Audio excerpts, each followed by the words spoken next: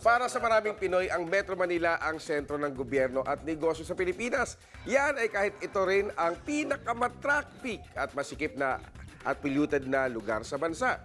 Ayon sa National Population Commission, isa sa mga dahilan nito ang tinatawag na international migration o ang paglipat ng mga tao sa mga highly urbanized area para maghanap ng mas magandang oportunidad sa buhay. Kaya mungkahin ng ilan, bakit hindi na lang ilipat ang sentro ng bansa sa probinsya? Ganito rin daw ang pananaw ni dating Senador Ernesto Maceda. Isang araw sa mga pwedeng gawing bagong sentro ng bansa ang Clark, Pampanga. Bukod sa 30,000 hectares na espasyo ay may water system pa na maayos at may maayos din na kalsada at airport na raw ito. Angkop din daw itong tayuan ng mga tanggapan ng gobyerno habang ang ilang ahensya pwedeng ilipat sa mga katabing probinsya nito tulad ng Nueva Ecija at Tarlac. Dati na rin minungkahi ni Senador Alan Cayetano na ilipat ang ilang ahensya ng gobyerno sa Ilocos at Visayas. Ilan naman sa bansang nilipat na ang sentro ng kanilang gobyerno ang Australia, Malaysia, Turkey, Pakistan at Brazil. Pero para sa isang urban planner, hindi totoo ang Metro Manila ang nakikinabang sa resources ng bansa dahil sa pagiging sentro nito. Kung tutuusin nga raw, ito raw ang tagasalo ng problema ng ibang probinsya at lungsod, taliwas sa pahayag ng ilang ekonomista. Ako, matindi yan, ma'am. Maraming magre-react dyan. Siyempre. Oo, maraming magre-react dyan. Lalo na yung mga Pinoy, alam mo naman Pinoy, pag pinag-usapan ng change, laging umaalma agad yan.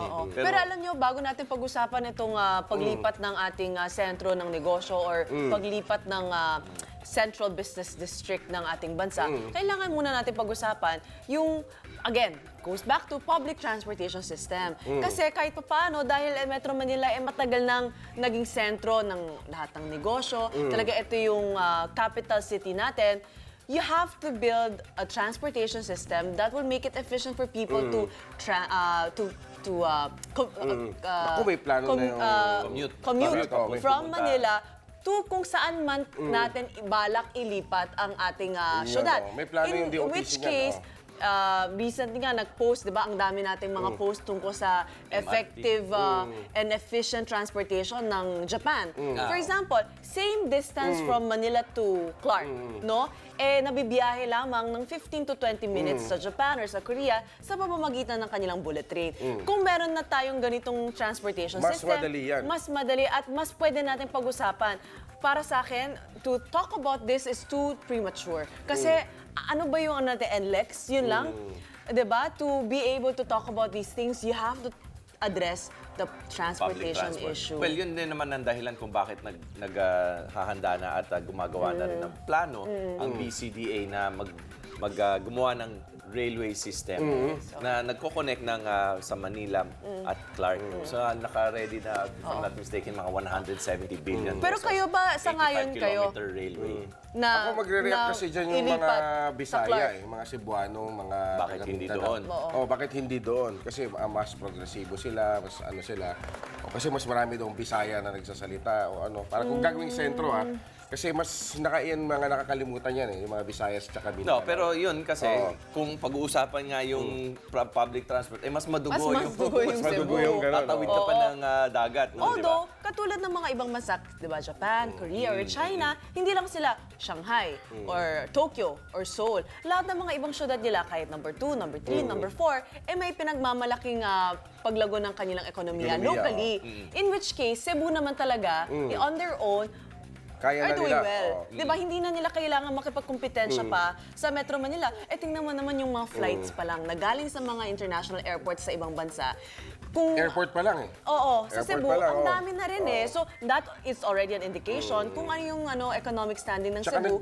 naglabas yung DOTC ng parang video na dapat pagdating ng in 20-something yata, na yung malahat ng negosyo, kung pwedeng magkaroon na ng mga negosyo sa iba't ibang probinsya. Tapos mas maayos na sasakyan. Pero okay ba kayo sa Clark?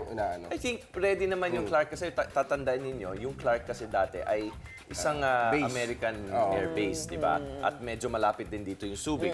So infrastructure-wise, yung mga utilities, medyo nandyan siya. Anyway, yung plano naman is not to make it yung center talaga, kundi parang backup na center kung sakali man Ikaw, magkaroon Jun. ng halimbawa, Oo. kalamidad. Di ba? Matamaan tayo ng matinding bagyo ulit o earthquake, di ba? Yung Metro Manila.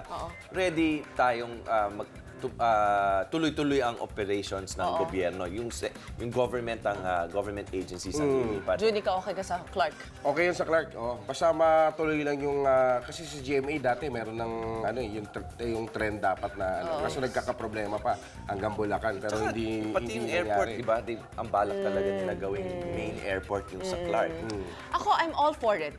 All for Clark becoming our next capital city. Alam mo, dahil napakaganda ng layout ng Clark. Mas Dyan- malaki ang airport sa Clark. Oo. Mas Tsaka malaki alam para mo, sa NAIA. Talaga, Diyan mas kasi malaki. ako mas nag malaki. diyan kasi Mas ako maganda, nagtrabaho. gawa ng mga canoe yun eh. Oo, yung una kong trabaho kasi after ng college, diyan ako sa Clark nagtrabaho. Mga almost 2 years din. Kaya bumibiyaya ako diyan sa Clark every week, mga 2-3 times. Kumusta naman yung travel time? Alam mo, sa NLEX, depende sa traffic. Actually, kung hindi ka na maabutan ng traffic sa Metro Manila, mga 1.5 hours traffic nandiyan na naman na yung ako sa pagbabayad Balintawak. eh. Oo. Sa Likawayan, sa Balintawak. 1.5 hours nandiyan na ako.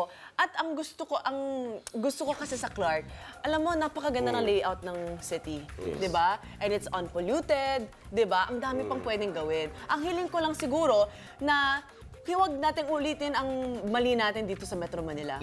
Layout properly. Sundan natin kung ano man ang naging initial layout ng ating city Kayo planning. lang ako may gustong sabihin yun. Oo nga eh, yung Drone, may drone na Oo, may drone Binawagan tayo. si Lord Di Vera, ha? Nagpapahinga ngayon. Tawagan niyo mga kapatid si Lord, i-text niyo. Nasa gising Tagaytay. niyo. Nasa Tagaytay. Nasa Tagaytay. oh. Nako, Iniingit talaga ako kahapon. nagpapahinga. Sarap naman. Alam mo, mamimiss niya rin tayo.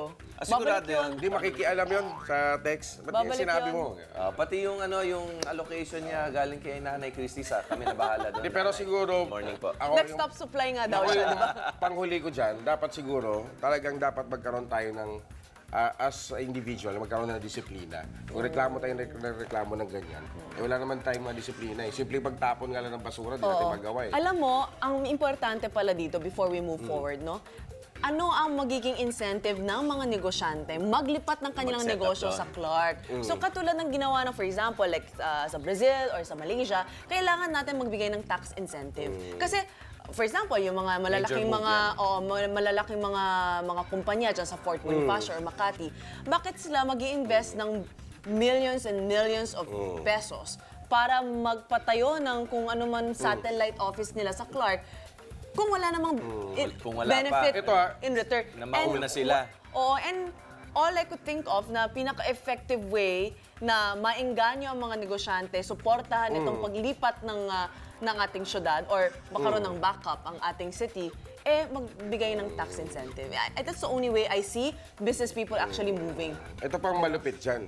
Ngayon parang iniisip ng gobyerno yan, samantala yung mga private sector. Nagsisimula na silang magtayuan ng mga negosyo sa mga probinsya. Lalo na yung mga sa call center. Pag napansin mo, bawat isang kahit maunlad na mga lugar sa Pilipinas, may mga call center na. May mga Ang units, gobyerno may na mga lang PPL natin na. kailangan mag-double time para makahabol sa Iwasan kasi nila yung pagtunlad ng At hindi middleman. lang yun, Kasi ito, tinutupad ito ng gobyerno ni administrasyon ni Pinoy. Sana, yung susunod na administrasyon, magpa-follow through. Magpa-follow, At hindi tatabi na lang. Lima udlot. Huwag na natin gawin Hindi natin gawin yan kasi galing nga kay Pinoy. Sana tuloy-tuloy pa rin yung Yun. magandang plano na yan. Be sure to come back. Use 5 everywhere. Copyright 2016.